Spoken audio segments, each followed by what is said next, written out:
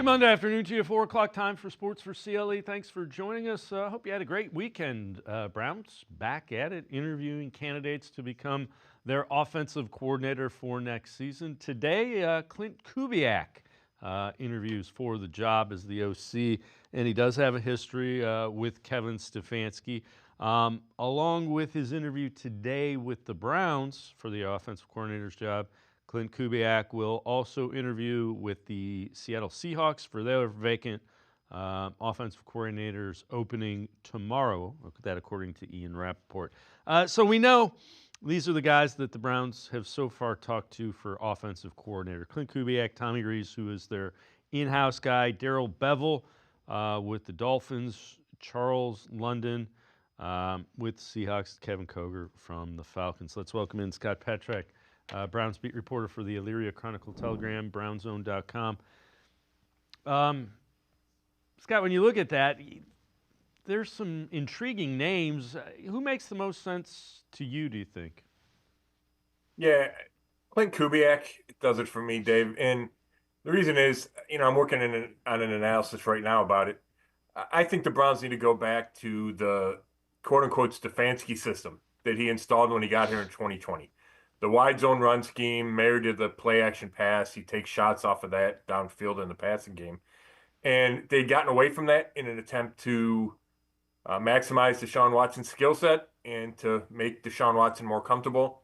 Well, he's not a factor anymore, so I think they should go back to what Stefanski's had the most success with, whether it's Baker Mayfield, Joe Flacco, even Jacoby Brissett, to some degree, Jameis Winston this year a little bit.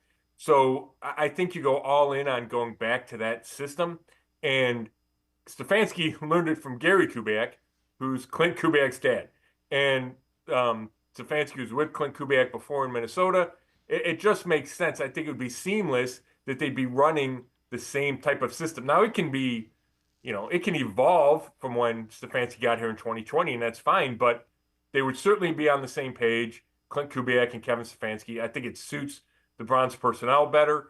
So why not go with a guy that knows that system probably as well as anybody else out there? Yeah, and relative to what they were running with the Saints, there was more motion, pre-snap motion, which is what Kevin Stefanski and the Browns were thinking and trying to do anyway. So the dots seem to add up.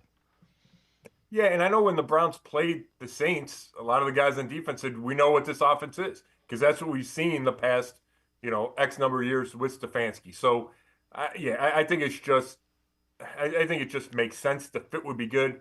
You mentioned the motion, and that's the kind of thing where Kevin Stefanski is not static as a coach. He's always trying to evolve and get better and add things. And we saw that before Watson got here. We saw it with Watson, certainly. And I appreciate that. And I think the collaboration and the willingness to expand and take in new opinions, that's helpful. And you can't just run the same offense every year. But if the foundation is what you're so solid in, then the tweaks feel like, okay, we're just adding on versus, kind of a total reboot like it felt like they went through last year. And obviously everybody struggled with that because the offense is so bad. All right, so Dan Orlovsky from ESPN's NFL Live on his idea for the Browns building out their quarterback room. They don't have to in the draft, but I do know this. There's $63 million in the red for next year's cap. So you're not replacing the quarterback position with something expensive. You have to find it in a cheap manner. The only two assets that are worth a lot that the Cleveland Browns have are the number 2 pick and Myles Garrett. And I entertained the idea, and I think they will at some point have to entertain calling the Minnesota Vikings, maybe if they don't like somebody in the draft, and saying, are you willing to part with J.J. McCarthy because he's cheap? It depends on if they liked him coming out of college last year, and having a conversation around Myles Garrett and or that number 2 draft pick. Scott, a couple of things. The Browns also rolled almost $42 million from the cap savings last year into this year. So that's 61. It's not really 61 that they're over. The other thing is Andrew Berry pretty much told you, we're not trading Myles Garrett. We'll get into the quarterback room next segment because I know you wrote an article. And I know you were asked, J.J. McCarthy. I'm intrigued by it. It depends on how you have him rated relative to Shedeur Sanders and Cam Ward. Yeah, that's exactly right. I mean, if the Browns liked him last year and thought he was a top 15 pick in the draft or whatever, right? Worthy of a high pick in the first round of the draft. And you have him graded higher compared to those two guys that you mentioned and everyone else in that the 2025 quarterback class, then I would do that. I would see what Minnesota wanted. Now, I think the ideal situation is you trade back, and one of my mailbag people suggested this. You trade back from 2, so you get a couple more draft pick assets, and then trade whatever that number is, 7 or 10 or 12, and trade that for McCarthy. That wouldn't feel as maybe startling as having to trade the number 2 pick for someone, but either way, I would be willing to make that trade if I knew that Kevin Stefanski and Andrew Berry really liked J.J. McCarthy.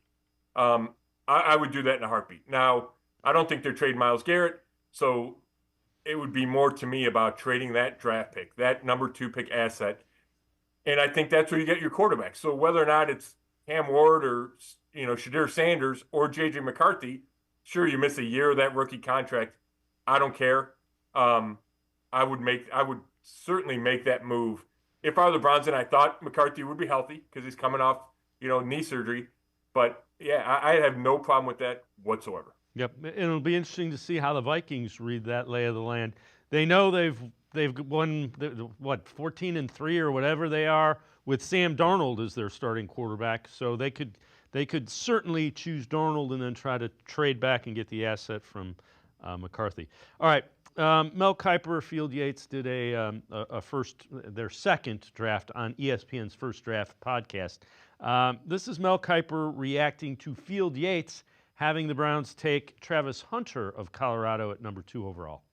When you look at where we are right now in terms of Travis Hunter, I think that's sprinkling in if he's a corner, and then you get into the late season, you get into a game you have to have, or the playoffs, Super Bowl, then you can work him in as a wide receiver because he was dynamic with Shedeur Sanders at that position. We know how good he is. His ball skills. I mean, this kid's unbelievable. Hand-eye coordination. I think he's going to be phenomenal on either side of the ball, that depending upon where you need him the most. But I think that's going to be tempting to take the quarterback because they say they're going to have a whole new quarterback room, which we know in Cleveland, whole new, and you're in a division field with Lamar and Burrow. Okay. You got Lamar and Burrow and Cleveland, new quarterback room. Where do they go? We talk about all these different options. Where are they? Where are they, Field? We hear Kirk Cousins, maybe. Yes. Okay. Yes, that's the one I'm thinking of. Who's getting you to the point where you can be at least closing the gap in the division? And you're in an AFC with all those other great quarterbacks beyond your division, and you're going to be sitting there, just scrambling or whatever, and passing on the quarterbacks. And hey, I'm with you. These quarterbacks are going to go higher than they're rated. J.J. McCarthy's name's got to be in the discussion there as well. So I think it's going to be really interesting what Cleveland does. Do they take Travis Hunter, who's the best player in the draft, or do they force the quarterback, which a lot of teams have done over the years, force it and take the quarterback that doesn't go number 1? That's a tough dynamic. You can throw Abdul Carter, the edge rusher that we saw at Penn State, who's really highly rated. At what point, how high does the quarterback have to be rated for you to take the quarterback? He's clearly not going to be a top 5 in the draft, but at what point do you say, I'm pulling the trigger on number 2 with the quarterback? Yeah, to me, it's less about maybe where he's rated on your board because it's going to be a stretch. It doesn't feel like, and I haven't done a comprehensive study on either of these guys or any of these quarterbacks. But let's just listen to all the analysts who say it's not a strong class. And all 5 guys last year might have been rated higher than the top 2 guys this year. So if that's the case, you're going to be reaching for your quarterback. I don't have a problem with reaching for a quarterback when you're in the top 5 in the draft. I feel that's where your best chance to get a game-changing quarterback is. And you're hoping not to be drafting there very often. So take the chance when you can get it. If you can get one of the top 2 quarterbacks in any draft, usually that's worth a risk, but not every year, right? It wasn't in the Kenny Pickett, Malik Willis draft. It was not worth taking one of the top 2 quarterbacks in the top 2. So I get it. It depends on how you value these guys. But to me, it's if you're the Browns and you see special qualities from the guy that's going to be their number two, whoever that quarterback is, and you think there's a high ceiling and you can get a lot out of this guy, even if there's flaws, I would take that guy because I think you need to solve that long-term quarterback spot. And I don't know how else you solve it. So if I find enough to kind of grasp onto that, yes, this can be my guy, I would take the quarterback. Scott Petrak from the Elyria Chronicle-Telegram as well as BrownZone.com. And I'm going to step aside, take a quick timeout. We'll head to the voicemail of Truth and Reason. Sports4CLE will be right back.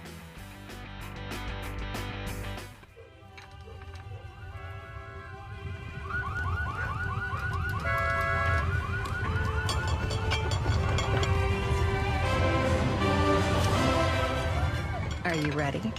The Ohio Lottery is about to unleash 50 new millionaires on Ohio. Want a chance to become one? Play VIP Millions. With 50 $1 million winning tickets, it's your best chance to win $1 million ever.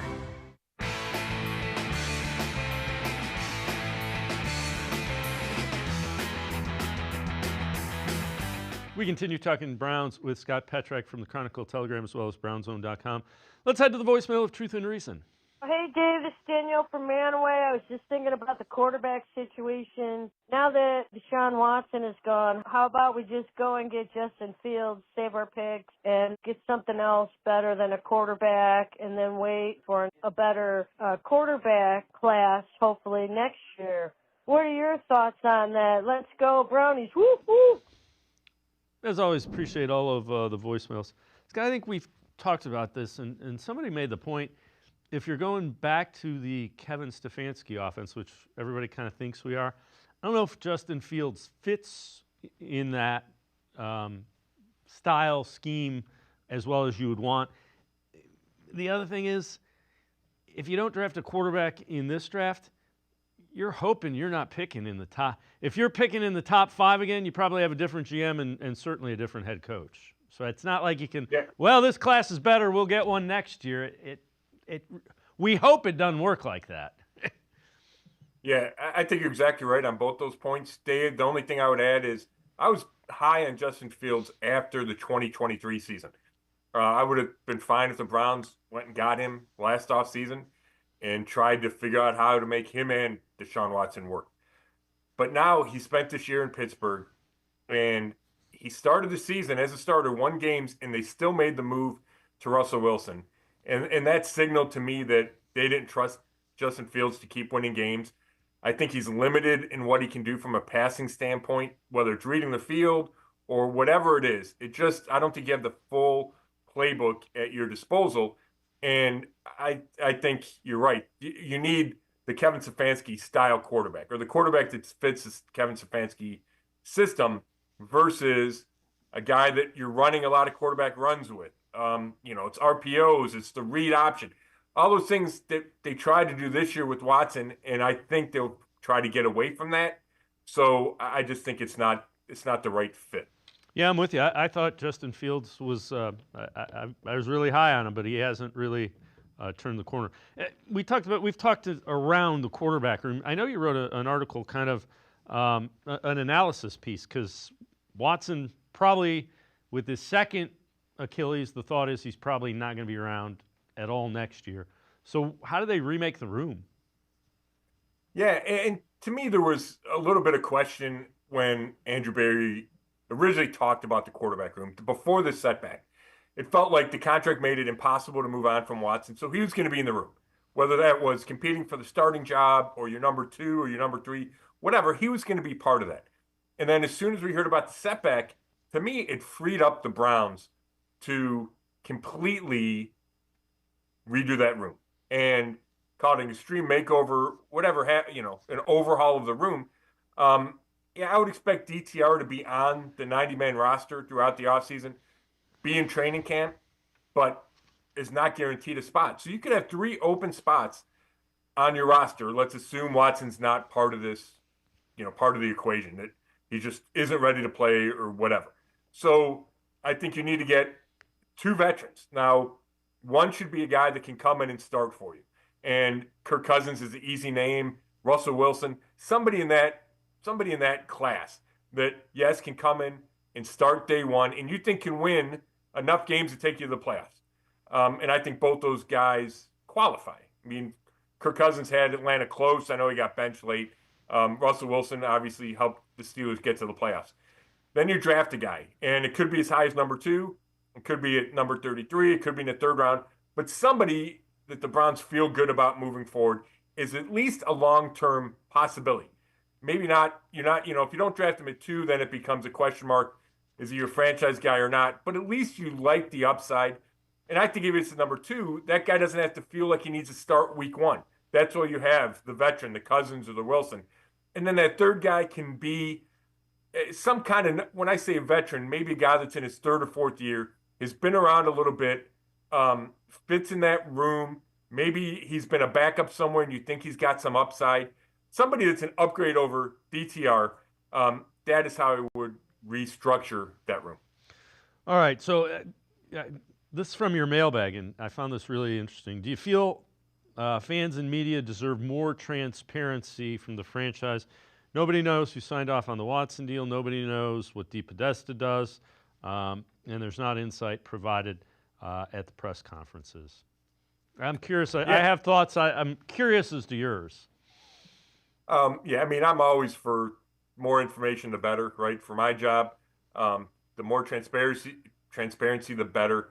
And that's, first of all, it's from a, selfish perspective. It's my job. It makes my job easier. I think it makes it my work better when you have that as much information as possible. But I also think it's important for fans, right? We're the conduit to the fans. The more forthcoming the organization is with answers, whether it's injury questions or he mentioned how they acquired Watson or the role of Paul DePodesta, whatever it is. I think fans deserve a level of that, and they want to know. We know that the thirst for information regarding the Browns is out there on every level. So I do think more would be helpful. Now, sometimes I understand it. There's competitive advantage involved in certain things. You don't want to let certain secrets out of the bag. But of and I don't know all 32 organizations, I know that many organizations have more transparency than the Browns. Some don't. I don't know if they're middle of the pack, exactly where they rank. But I think they could do a better job. And some of that could be messaging, but some of it's also just, answer some questions. Yeah, that's fair. Relative to things like the Watson, I think they're trying to align, the big alignment issue. They're trying to eliminate some of the dysfunction, and I think they've kind of gone from over here to way over here in an effort to make it seem like they're not dysfunctional. Yeah, I think that's a great point. And, Andrew Berry, all these guys are smart. And Andrew Berry's smart, Kevin Stefanski's smart. So if they don't want something to get out there, they do a pretty good job of not letting it get out there. And the more you talk, the more chance there is for discrepancies. And, hey, he said this. What do you think about that? And they try to hold that down, and they do a good job at that. And there's other ways to get information. It doesn't all have to come through press conferences, and sometimes you can find other stuff out. But I think in a general sense, the more transparency, the better. Yeah, absolutely. That's absolutely fair. So this is from the Bleacher Report. Most meddlesome owners in sports since 2000, and they have Jimmy Haslam on this. Haslam bought the Browns in 2012, quickly made the reputation for being way too involved. Heavy hand in Cleveland adding Johnny Manziel, the 2014 pick who failed miserably. Overruled team's executive, hired Hugh Jackson in 2016. Browns went 1-15 and 0-16. Jackson was fired, although rumors persist. There have been fewer reports since Kevin Stefanski was hired in 2020. Haslam reported dropped in impulsiveness is clearly seen in Stefanski being expected to return in 2025. You know what? Here's the thing. As an owner who owns this and has billions with a B involved, you're going to know information. If you're getting involved in football decisions, I can understand why fans and people don't like that. Oh, for sure. And I think that synopsis is pretty on point. he meddled too much early. I think he's tried to take a step back, which is probably difficult for him. Part of that is he feels like he has the right guys in place, and Barry and Stefanski, and I would say you can throw Paul DePodesta into that group. I think he understands how smart those guys are, and likes and wants to listen to them and wants to trust them. And once you buy into a guy in a group of guys, and it's been a group of people, and it's been 5 years, I think you want that to succeed. So I think it's been an improvement for Haslam. I think it was necessary. You know, that cycle of firing a coach every 2 years was not working, or sometimes it was less than 2 years. But I think that's kind of his natural tendency, and he's gone away from that, which I do think has helped the organization. I mean, we've seen him go to the playoffs twice in the last 5 years. I don't know how bad this season was, but I do think he's made strides. Yeah, and I agree. Here's the thing. I think, and I'm not in any way absolving the meddling. He's trying to, I think he really, really, really wants to bring a Super Bowl to Cleveland. And sometimes he's ended up being his own worst enemy. Yeah, I don't have any doubt about that. And we've seen the commitment financially that he's made, that I expect him to continue to make. The Manziel thing, for however true that was, however much meddling he did, was a disaster. And if your GM or coach don't want those guys, that's not the place of the owner. Unless you're the GM like Jerry Jones, and that gets messy, right? Like, there's some points where you have to step away, even though it's the profile position, even though it's, he's going to be the face of the franchise, all those things. At some point, you have to trust the guys that you hired, and I think he's doing a better job of that. Scott Petrick and I are going to step aside, take another timeout. Other side of the break, we'll head to the voicemail of Truth and Reason. Sports for CLE will be right back. Stay with us. Come back to go forward. Back to learning new things. Back to pursuing your dreams. Tri-C has flexible learning options to fit your life. And every year, more than 1,000 local companies provide Tri-C students with real-world learning. The right education can boost your lifetime earning power by hundreds of thousands of dollars. Start now with a college education you can afford. Tri-C, where futures begin.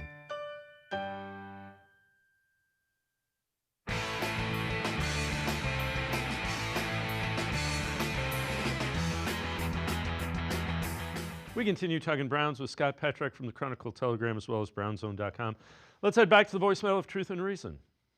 Do you see a scenario where the Browns take 2 quarterbacks in the draft? Remember the year the Redskins took RG3 and Kirk Cousins? Do you see a scenario where the Browns maybe do that for a couple quarterbacks to find their guy? And the second thing is, what do you think of Will Howard as an NFL prospect? Because he's got great size and he's got great speed. And I haven't even heard a projection on this kid, but then I remember when Josh Allen came out of a nowhere school and nobody really ever heard of him, but all of a sudden he was a top quarterback in the draft because he had a strong arm. Will Howard may need some arm strength, but I think he'd be an all right NFL prospect.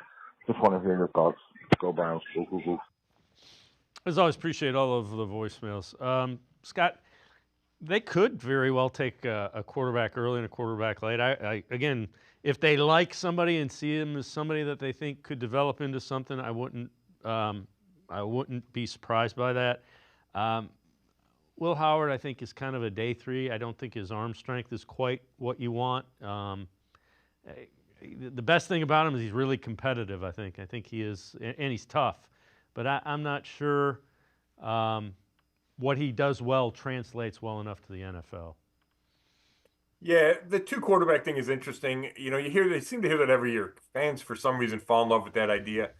I know the Washington did that with RG3 and Kirk Cousins that one year, and worked out for Cousins. I would tend to go more veteran, but who knows? Like we said, the quarterback's wide open. Howard, I tend to agree with you. There's sometimes, you get those day 2, day 3 guys that wind up working out and turn into starters for you. I mean, Kirk Cousins, I think, was a 4th-round pick. Not that we need to talk about him every segment, but I like the size. I think he moves pretty well. You're right about the arm strength, and I really tried to focus on that in their last game against Texas. I was trying to watch him and say, okay, where would he be in this draft class? And that's the drawback for me, is I don't think he has a huge arm, and I'm a big, strong arm guy. But I think he is worth taking a flyer for somebody on day 3 of the draft. And I kind of feel the same way about Notre Dame's Riley Leonard. And we're going to see both those guys go head-to-head next Monday night. And because they're both big guys, they both move. I think Leonard probably moves a little better than Howard does. But, if you don't love a guy high in the draft, then this is the kind of guy you're talking about. Hey, maybe you see something in him that you can cultivate and turn him into a future starter in this league. And guys that take their teams to the national championship are certainly worth considering in that pool of guys. All right, longtime Browns beat reporter Tony Grossi talking about Kevin Stefanski and potentially him taking back play calling duties. I think if Kubiak is the guy he chooses, it would be okay if Kubiak. He's more accomplished than Ken Dorsey. Plus, he knows this offense. His dad wrote the offense. I think that Stefanski's going to call the plays, Riz, because I think Stefanski realizes something that we haven't brought up yet in this whole thing, which is that his ass is on the hot seat after 3-14. Probably. And so I think that he's going to want to have the controls, Tony, in his hands to determine his fate.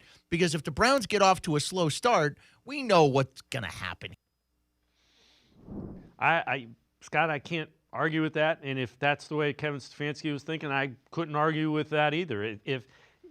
Certainly, he can't survive another 3-4 win season. So if that's me and I got the job because I'm an offensive mind, I'm calling the plays.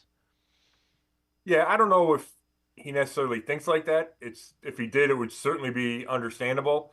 I think it was tough for him to give up the play calling this year. I think he looked at it and felt like, hey, I probably would have done a better job than Dorsey did after he gave up the play calling. So it would take in my mind, it would take a special circumstance for Stefanski not to call the plays next year.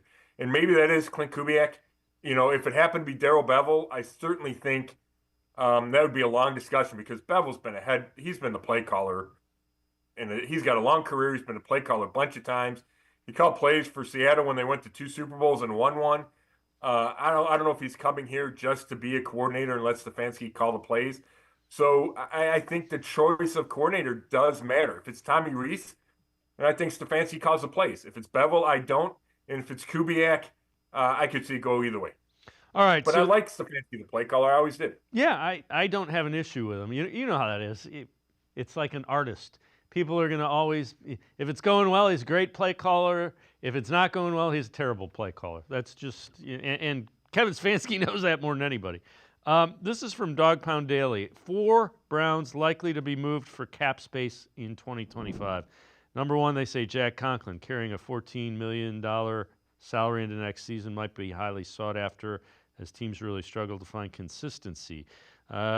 They say Wyatt Teller. Teller accounts for $2.8 million against Browns cap in 2025. If Cleveland cuts him prior to June 1, they avoid $4.7 in savings. So if team needs a lineman, Teller would be second in line right behind Conklin. Third, they say MJ Emerson, 1.74 and change. Cap hit on 2025 might be incentive. Cleveland try to toss him into a deal this offseason. And then they say Juan Thornhill. Thornhill's still young at 29 years old, be a decent defensive back to try to shop alongside Emerson. $5.6 million cap hit pushes the Browns even more to make a deal involving him in his contract. Of all those, I don't think Conklin's going anywhere. I think they likely try to restructure him and get his number down. I think the same for Teller. I think they're going back to the offensive line. Thornhill's the only one I think they could move on from for cap reasons. Yeah, I agree. Thornhill's a safety. He hasn't lived up to the signing in his 2 years. I think you move on. I think they would easily move on from that. I get the Jack Conklin because of how much cap space and money he's due to make. But if this team is not going to go through a rebuild, like Andrew Berry said it's not going to, then you don't get rid of some of your best players. And I think all those 3 guys on that list the top 3 guys qualify. And I don't like the idea of paying guys or having huge cap hits for guys that aren't here anymore, especially when they're good players. If they're not, and I would throw Thornhill in he's been a disappointment, then that's fine.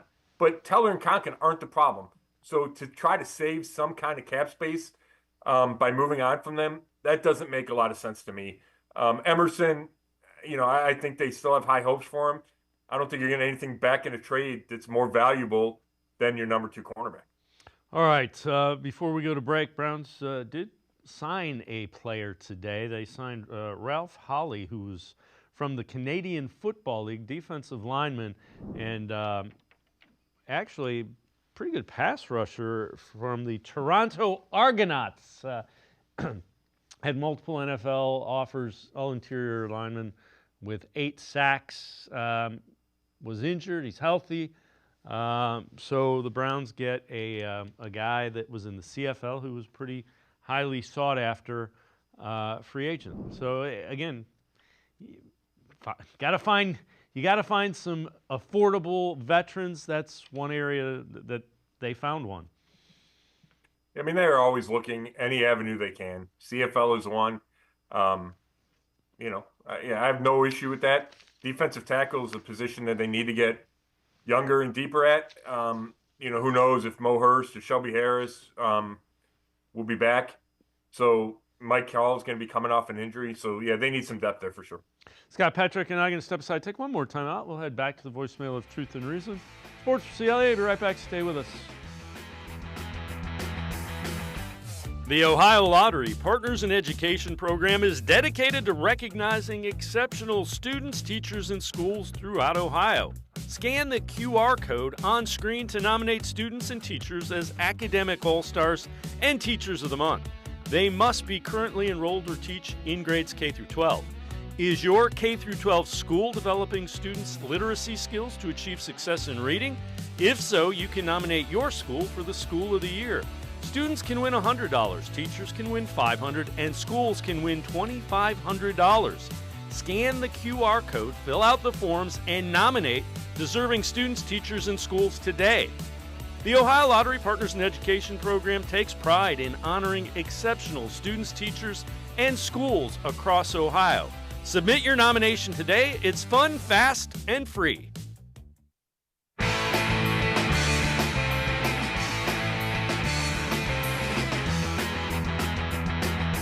We continue talking Browns with Scott Petrick from the Chronicle Telegram and brownzone.com. Let's head back to the voicemail of Truth and Reason. Hey guys, Dan in Maryland. In all the talk about who the Browns should maybe look for a quarterback for next year, one name I haven't heard anyone bring up yet is Jimmy Garoppolo. He should be healthy, coming off a season backing up Matt Stafford in L.A. And I'm well aware of what his limitations are, but this is another one of those guys who should probably be able to do well in a Kevin Stefanski style of offense. Yeah, I understand the biggest concern with him, of course, is going to be his propensity to get injured, and if we signed him, we'd be almost mandatory that we'd have to sign a high-quality backup. But I'm just a little surprised that nobody has brought his name up. I'm just wondering what you all think of him. Keep up the good work. Go Browns. Go Buckeyes. As always, appreciate all of the voicemails. Scott, the injury thing, but you got to look everywhere because there is no easy answer for quarterback at the level they're going to want to pay him.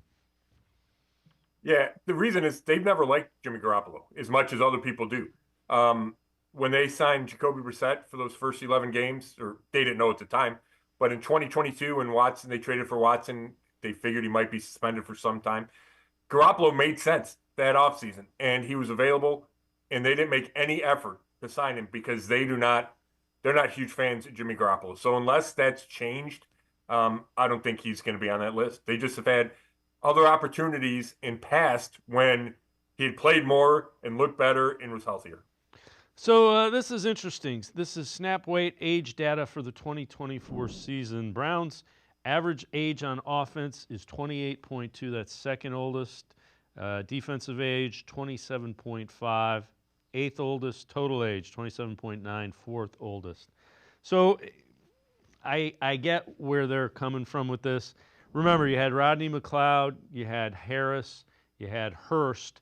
There were a lot of one-year guys, Dustin Hopkins, Jameis Winston, that skew those ages a little bit older. But it is an offensive line that's getting older. It is. They need to. I mean, I would say that they need to get younger heading into next year and toward the future. A lot of that felt like they were gearing up to try to win it all in 2024, and obviously that did not go according to plan at all. I think that can be, quote-unquote, corrected in one offseason. You get rid of some older guys. I think it's fine to be older at a couple spots. Yes, offensive line, they need to get younger. I certainly think they'll draft the left tackle pretty high. They drafted a guard in the third round last year, Zach Zinner. He was not good when he played in limited snaps this year, but he wasn't good. Is he the future guard? Like, they need to, DeJuan Jones would bring down that age if he's playing at right tackle, wherever he plays next year. But yeah, I think overall the roster needs to get more talented from a younger perspective. But that doesn't, like, I don't think they're way too old and oh my gosh. I just think it needs some tweaking. All right, so this one's from Dog Pound Daily. 4 potential free agent running backs the Browns can pursue to replace Nick Chubb. They go Aaron Jones, had an excellent year with the Vikings, 1,138 yards, 9th in the regular season, 255 carries, also tied for 9th. He is 30, so age kind of on the borderline there. Javonte Williams, they have second. Williams, quiet year with the Broncos in 2024. Jaleel McLaughlin, Audric Estime, kind of formed a trio with him. So it'll be interesting to see. He's only 24. So Williams is a name to listen out for. Cam Akers. Akers had such high ceiling when he was with the Rams. Injuries hampered his ability to hit his stride. Since being with Minnesota, much like Jones, he's been able to find his footing. Has been a solid backup there. Ty Johnson. Johnson has benefited from the Bills' offense, but he's found himself as the third guy behind James Cook and Ray Davis, likely to be an immediate RB2 for the Browns at a minimum. So, of all those guys, none of them are like, oh, we got to get him. Jones is intriguing. I'm curious. The running back market, based on Henry and Barkley, it might, they may have upped the value for free agent running backs. Those are 2 guys that made huge impacts. Well, you could throw Josh Jacobs in there too. Yeah. Right? He looked great yesterday for Green Bay. When I was watching that Green Bay game yesterday, I kept thinking about that because you have Barkley for the Eagles, Jacobs for the Packers, and I don't think the Browns would go high money free agent at that spot. I just think that's not how they want to be built. I certainly think they'll draft a running back and hope that he becomes a starter next year, kind of independent of does Nick Chubb come back and can Nick Chubb still play? And you get a rookie that you think can fill that role. So I don't think they'll spend big. I don't think they'll sign a 30-year-old to be their number 1 guy. But I tell you what, Devontae Williams on that list, he intrigues me. I've always kind of liked him. If you can get him cheap in a 25, I'd be okay adding him to the mix of a rookie in Jerome Ford and then whatever happens with Chubb. I'd be good with that. Yeah, that's intriguing. Intriguing is a great word, and I have a feeling unless Nick Chubb gets a significant offer, I think they find a way to bring him back on an incentive-laden deal that if he plays well, he can make some money. I do too. You just have to be careful with. So then, how do you construct your room? Do you count on him to be a guy that's getting 15 carries a game, or is it completely an unknown? And you have to see how he looks in the OTAs and how he looks in training camp before you get a sense of, okay, what kind of role does he have? How does that shape the room? And I think that would be the tricky part. I agree with you, and I think they should try to work something out, but it could affect how the rest of the room shakes out, and that's what you have to be careful of. Yeah, no, that's a really good point. Scott Petrak, as always, great stuff. Appreciate the time and the insight. Thanks very much, Scott. Thanks, David. Scott Petrak, make sure you check him out. Illyria Chronicle Telegrams, Browns beat reporter. You can catch all of his stuff, brownzone.com, on the internet. Jeff Lloyd, straight ahead. Sports4CLE continues talking Browns. Stay with us. Come back to go forward. Back to learning new things. Back to pursuing your dreams. Tri-C has flexible learning options to fit your life. And every year, more than 1,000 local companies provide Tri-C students with real-world learning. The right education can boost your lifetime earning power by hundreds of thousands of dollars. Start now with a college education you can afford. Tri-C, where futures begin.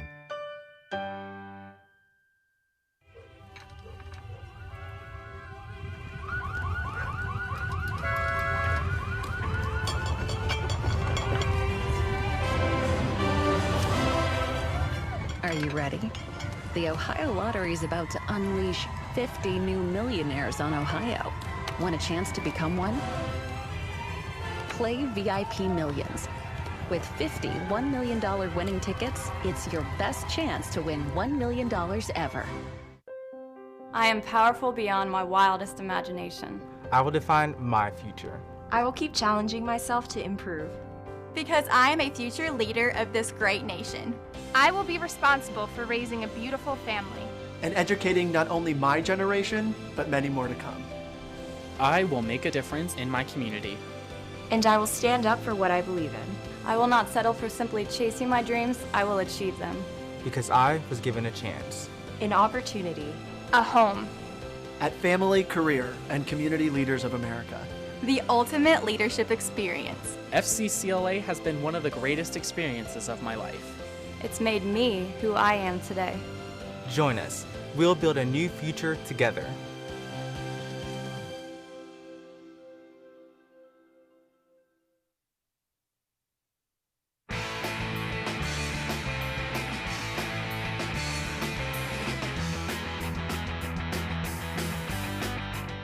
We continue talking Browns on Sports for CLE. Let's head back to the voicemail of Truth and Reason. Yeah, Les.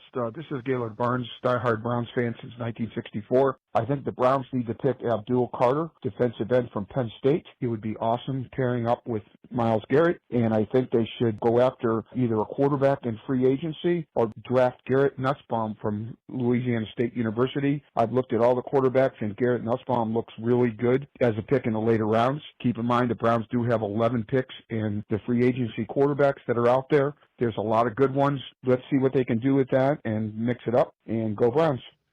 As always, appreciate all those voicemails. Let's welcome in Jeff Lloyd, host of a new show, 3D, on the Orange and Brown Report. So, Jeff, what are your thoughts? Nussmeier from LSU, the quarterback. Well, the first problem there is he is not in this draft as of this point. So he is probably going to have to be a no. But his point on Abdul Carter is absolutely fantastic. I think everybody saw just the development of a player this year. His first year at the edge position, he was playing more, of the Sam linebacker for Penn State the last 2 years. Penn State graduated 2 good players from their pass rushing unit last year. One of them went in round 1 of the Miami Dolphins and Chop Robinson. I am all in on Abdul Carter. I think he's a fantastic prospect. You look at the ability he's shown in a couple of the playoff games. You look at the speed. And, I mean, if you're somebody who is a Cleveland Browns fan, could you not just salivate looking at the possibility of having somebody as athletic as Myles Garrett on that same defensive line? Plus, it's not a conversation many people want to have, but Myles Garrett is 29 years old. You do want to hope that, you have some future. Myles is probably not going to be superhuman forever. So it kind of gives you a glimpse that, maybe there would be somebody there to pass the torch to, some years down the line. All right. So take a look at this. This is in reference to Clint Kubiak, who Browns are interviewing as an offensive coordinator today.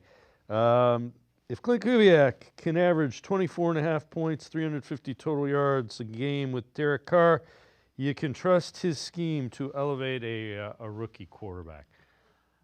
Depends on the rookie, I would say. I kind of like Derek Carr.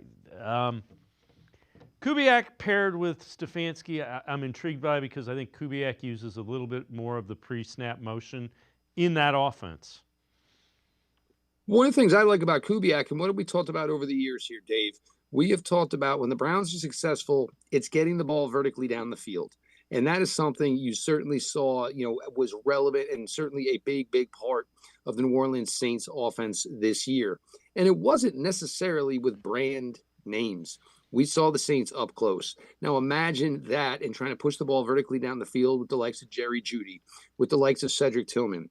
I'm not sure, if either one of these guys probably is a front runner here, whether it is Tommy Rees, whether it is Clint Kubiak. But, you do have an interesting relationship between Clint Kubiak and certainly Kevin Stefanski. In their early time together in Minnesota, they were kind of the guys behind the scenes, watching all the extra film, taking all the extra notes. Then you saw them work together, certainly in 2019, which led certainly to Kevin Stefanski getting his head coaching job with the Browns. Kubiak was then elevated to offensive coordinator for 2021. Their offense was very good in 2021. The team overall was not. Clint Kubiak was let go, but there's definitely an interesting, relationship between, certainly Stefanski and Kubiak.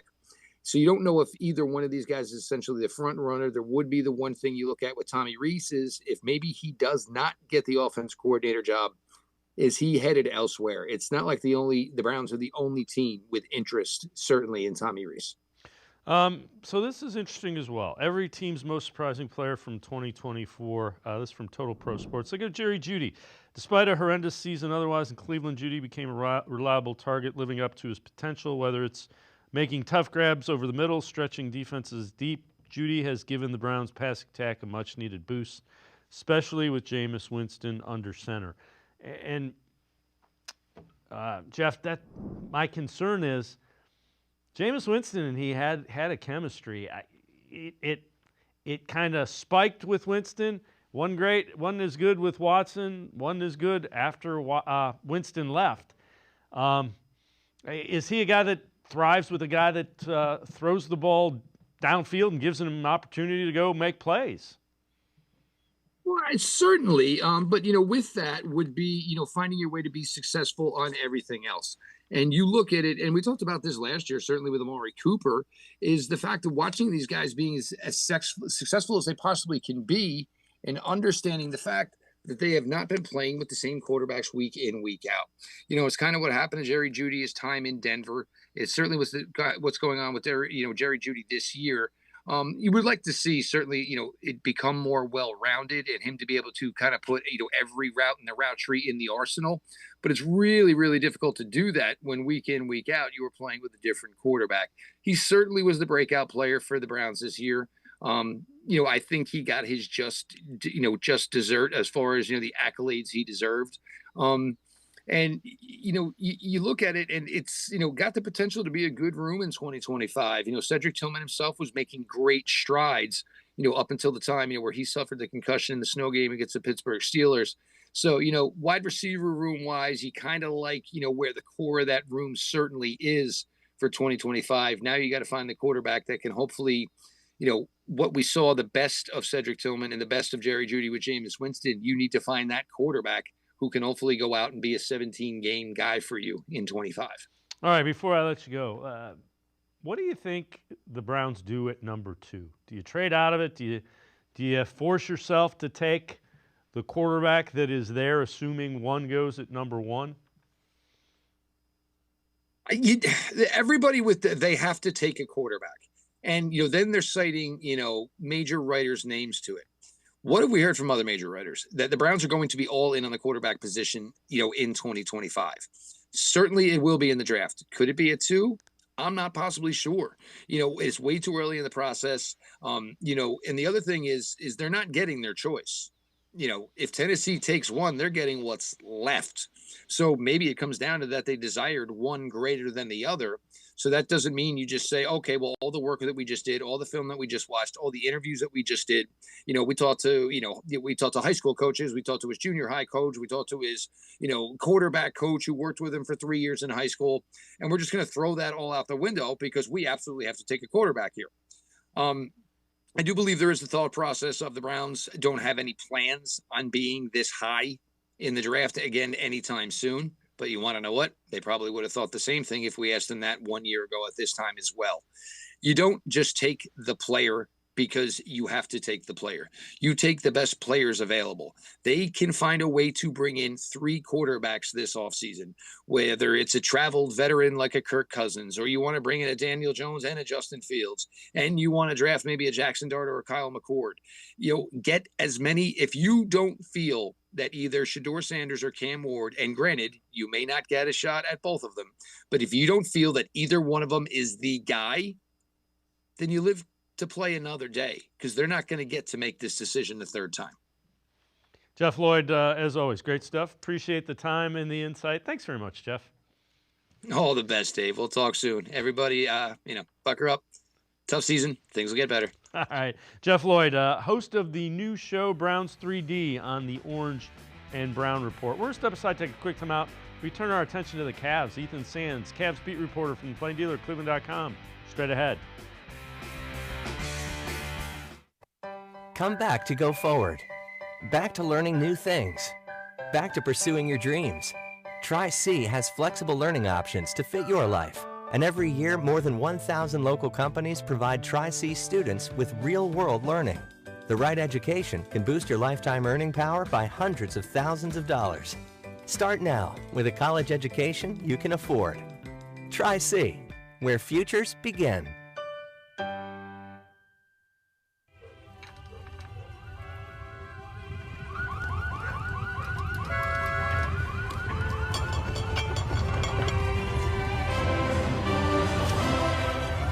Are you ready? The Ohio Lottery is about to unleash 50 new millionaires on Ohio. Want a chance to become one? Play VIP Millions. With 50 $1 million winning tickets, it's your best chance to win $1 million ever. The Greater Cleveland Sports Hall of Fame celebrates the star athletes and notable sports figures who were born or have made their home in Greater Cleveland. It tells the story of discipline, commitment, perseverance, sportsmanship, and excellence in achievement. It encourages and inspires those who believe in sport and its direct impact on the well-being of our community. Go to clevelandsportshall.com or follow us on Twitter at GCLE Sports HOF for more details.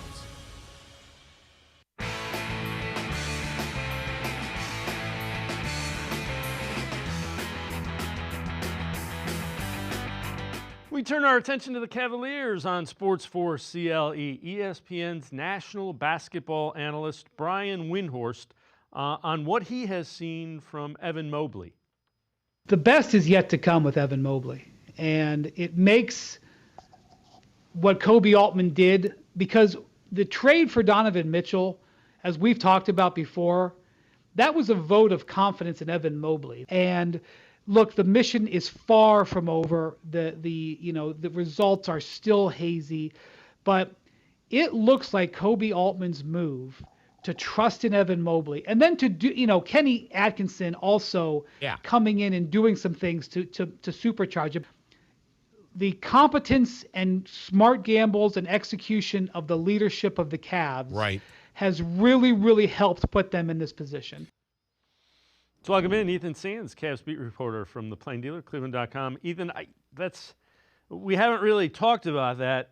Kobe Altman had the vision that we can make the core four work, and he went out and found Kenny Atkinson, who put the plan together. So credit to them. And credit to them it shall be. I mean, you think about how Kenny Atkinson came into his interview process with plans to have this work, with Jared Allen, Evan Mobley being the particular pairing that they wanted to work on, specifically because of how they felt Evan Mobley could make that jump, especially after the series against the Boston Celtics in the playoffs last year. It definitely showed how the core four, not only them, but also the pairing of Evan Mobley and Jared Allen could work. And it just continues to show the depth of this entire team, where Kobe Altman and Kenny Atkinson and the staff have kept the majority of this roster over the last 2 seasons, and it has allowed them to build this camaraderie and chemistry, to grow internally, but also to build rapport amongst each other. I know you wrote an article, the loss to the Pacers. So the Cavs had their 12-game winning streak snapped, and they did not play well in the second half. We'll leave it at that. But you wrote how the loss to the Pacers kind of even more underscores the depth. Take us through that. Yeah, because you looked at what the Pacers were able to do, and obviously Tyrese Halliburton is doubtful for the game on Tuesday, so they might be able to implement the same kind of defensive look that allowed them to have a more defensive pressure and defensive look for the players that were on the floor. Jarris Walker being an example of that. He was able to just go for full court, 94 feet press on the Cleveland Cavaliers, and it was difficult for them to get out of that. The one player that I felt like that would be a great addition to that, that wasn't available last night due to an illness, was Ty Jerome. Ty Jerome has had a steady hand throughout his entire career, and especially for this team. He's been somebody that has been able to slow down the pace or speed it up for the Cavs depending on what it was needed, not necessarily adhering to what the defense was doing. So for him to be out, it underscored how the depth of this team is extremely important, where Kenny Atkinson has come to different scenarios with all these different types of solutions, whether it's been going to an all-bench lineup early in the season against Chicago, whether it is having somebody like Karis LeVert, Max Strus, Ty Jerome have standout games, role players along with the core four being able to play to their highest caliber, and not having one of those key pieces showed how important just each and every one of them are. And when you look towards the trade deadline, I think fans need to take this into account because of trying to change or take away one piece just to make a bigger push for a larger wing that could be good for just this one season, but over the grand scheme of things, it could end up hurting the Cavs.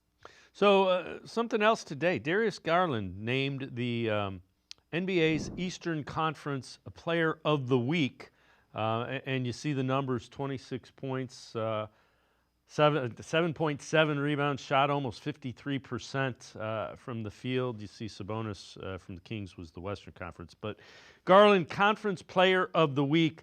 I know you guys have addressed this on the Wine and Gold Talk podcast.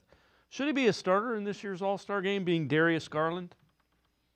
I think it's interesting because it's unlikely that the fans bump him all the way up to the number 2 spot alongside Donovan Mitchell for the All-Star voting, because he was 9th in this latest, the second round of the fan returns. But you also think about how the fans are 50% of the vote, and then the coaches and a media panel are 25% of the starter vote. So you understand that there's been such a reputation built up by Darius Garland, not only around the league, but around media, and how they understand that playing against him is no easy task. Sure, LaMelo Ball might be one of the most fun players to watch for fans across the league because they understand that he's playing a more sporadic game, doing everything that he wants on a team that doesn't have the kind of chemistry and win total that the Cleveland Cavaliers team does. But on a 33-5 team, Darius Garland is not only leading them, but he's been the most clutch player. He's been someone that has been able to take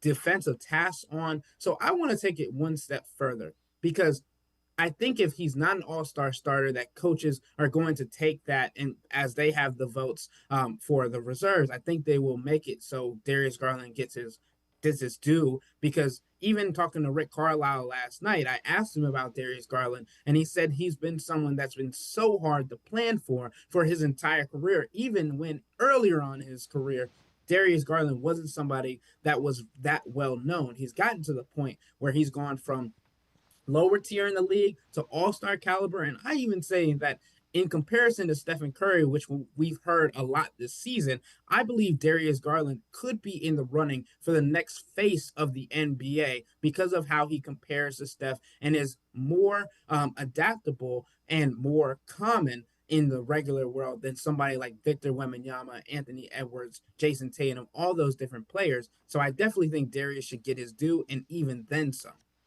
All right, before I let you go, what have you thought about the way they've used Donovan Mitchell? So his workload, if you will. Donovan's been interesting to watch this season, right? Because we understand that last year he was dealing with an achy knee injury that sidelined him in the last 2 games of the Eastern Conference semifinals. That was also something that they talked about coming into the season. Not to say that he hasn't recovered from it, but he is 28 years old. He's getting older. He wants to still be able to play at his highest caliber when it comes to the playoffs, because as the Cavs know, they are not being judged on their regular season record. They're being judged on how far they get into the playoffs and all those different things. So Donovan Mitchell has been playing the least amount of work for his minutes per game this season that he has in his entire career, dating back to his rookie season. And then you also talk about how the Cavs have schemed to have a point guard next to him almost the entire time that he's on the floor, whether it's Karis LeVert, Ty Jerome, Darius Garland. They've had somebody else handling the ball as much as Donovan to take off his workload and be able to manage his exertion on both ends of the floor. So it's definitely something to monitor when it comes to his production this season, and especially how they utilize him going down the stretch as they prepare for the playoffs. Yep, want them fresh and ready to go for those series that are coming up. Ethan Sands, as always, great stuff. Appreciate the time and the insight. Thanks very much, Ethan. Thanks for having me. Ethan Sands, make sure you check him out. Great Cavs coverage for the Plain Dealer as well as cleveland.com. It's going to do it for this edition of Sports for CLE. We'll see you back here tomorrow at 4 o'clock. Have a great night, everybody. See you tomorrow at 4 on Sports for CLE.